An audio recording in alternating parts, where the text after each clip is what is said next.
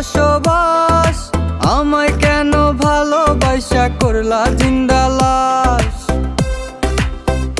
যদি পর মানুষের ঘরে তোমার বসবাস, আমায় কেন ভালোবাসা করলা জিন্দা লাশ।